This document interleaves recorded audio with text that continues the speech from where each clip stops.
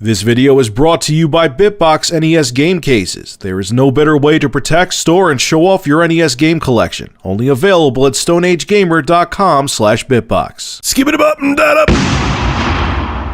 up. See guys, I told you guys he's gonna go back to the old format just like he always does. So there, I told you. See, he always does is Review Tech 180. That's his new nickname, Review Tech 180.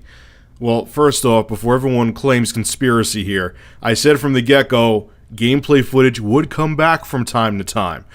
Secondly, there's a reason for this. Now, this is from the Sega Genesis collection for the PC. This is Streets of Rage 3. But you're going to see actual gameplay footage from the Sega Genesis and the Super Nintendo. There's a reason for this. I am actually, hopefully this weekend, if you follow me on Facebook, which this is the reason why I talk about Facebook a lot, because I talk about a whole bunch of shit on there that I don't talk about on ReviewTechUSA.com or YouTube.com/ReviewTechUSA. I'm actually building, the link below to Facebook is in the description, by the way. I'm actually building or modding a Sega Genesis and Super Nintendo with HDMI built into it. No extra cords, you don't need an extra power supply, you plug in the console like you did back in the old school days just with the main Sega Genesis or Super Nintendo power supply, and I'm going to, with the help of my father, because he's an electrical engineer, I'm going to put in a HDMI port native built into it, and it's going to look clean, it's going to look pro, and I'm thinking about actually starting to sell them. So I know a lot of people are going to ask about other consoles. We're just starting with the Super Nintendo and Sega Genesis first. I know it's going to be possible on a lot of other ones, but baby steps first. We got to make sure we get this working right. So far, the parts I'm using, there's zero lag. I'm going to try to get S-Video equivalent pumped into the HDMI converter that's going to be installed inside the Sega Genesis. But even composite, because it's being upscaled via HDMI to 1080p, looks surprisingly good. I didn't expect it to look good because composite usually on HD TVs looks terrible. So it's going to be something really cool, and it's a convenience thing, man. I think it's going to be awesome. So keep your eyes opened for that. So Microsoft dropped a bombshell a few days back, and it has to do with camping. If you were on Twitter, they actually put up a little tweet called "Camping: Legitimate Strategy or Cheap, Annoying Pseudo Tactic," and it seems like they're going to actually ban people that camp. I'll actually show the tweet right here. It says, "Gaming violation: camping. Consider yourself formally, quote unquote, on notice for base camping, spawn camping, resource camping, or otherwise playing like a twit. And before you say it's not against the rules, consider this. Neither is me wiping snot on your controller." I thought that part was awesome. Now, once again, on my Facebook page, I talked about this. I posted it a few days back and said, man, I think this is a godsend. And here is the excuse that I heard from a lot of people. These are the comments that people gave me when I posted that tweet on my Review Tech USA Facebook page. "Microsoft can't tell me how to play a game that I spent $60 on. If I want to play and camp, that's my prerogative. Microsoft can't tell me what to do."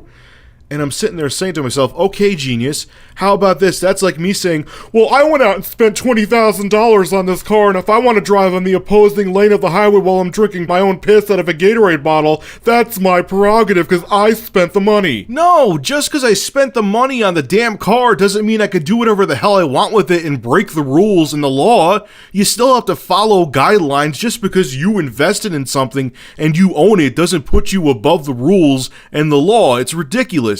You have to abide by rules and laws to keep other people safe and so they can have a safe, pleasurable experience on the highway. Alright, so I think I beat that analogy to death, but you get what I'm saying. There's so many times, look, I'm not the best at Call of Duty. I'm probably really shitty right now because I haven't played in a while. I'm not the best at Call of Duty, but I'm also not bad. Okay, and I'm not one of those people that rages every time I get shot and killed like El Presador.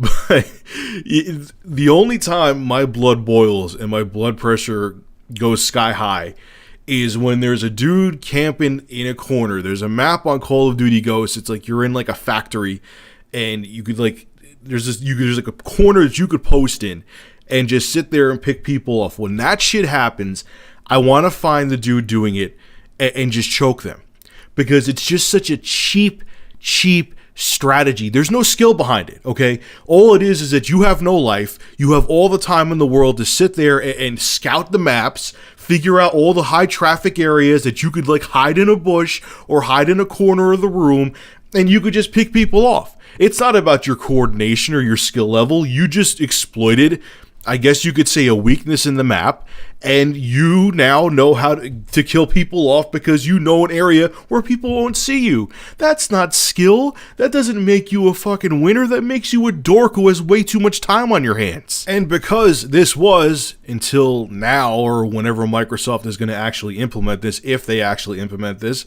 when people like me come along who maybe play Call of Duty once or twice a month, who want to actually enjoy the few times they play it, we can't, because all you fucking losers who sit there and camp in the maps, we can't actually go gun on gun with people and say, hey man, I enjoyed that match. I may have not gotten first place, but it was a fair and square match. No, you just get pissed off and want to rage quit because of bullshit like that. Now look, for everyone flipping out who snipe in games like Battlefield and Call of Duty, I don't think they're going after you. And I will say, look, I've tried sniping several times before. Actually, more than several, multiple times. I suck at it. You have to have skill to be a sniper, okay? I don't think they're going after you. They obviously realize if you have to snipe, you gotta post somewhere, and, you know, you gotta use your skills to look down the scope and nail someone. They're not gonna, like, you know, tell Activision to get rid of snipers in the next Call of Duty game. They're just going after the people who are dorks, who sit there in a corner and know a certain part of the map where no one will see them. They don't have to worry about confrontation. They can just keep picking people off. That's who they're going after. Now, a lot of people who were like, oh man, so-and-so on YouTube, who's a popular commentator, he makes his money off of, you know, showing people where to camp. And they keep on bringing up this guy, Wings of Redemption, and he's probably going to flip out. Look, I don't know Wings of Redemption from a hole in the wall, but no offense to you, dude. If this is how you're making, you know, I guess you're a partner on YouTube. If you're making money by showing people where to camp on maps, you're part of the problem, and I have no mercy for you if this is going to hurt your bottom line. Sorry, buddy. So anyway, what's your take on this? Do you think Microsoft can pull off whatever algorithm they need to make sure people don't camp in games like Call of Duty and Battlefield? Do you think it'll work?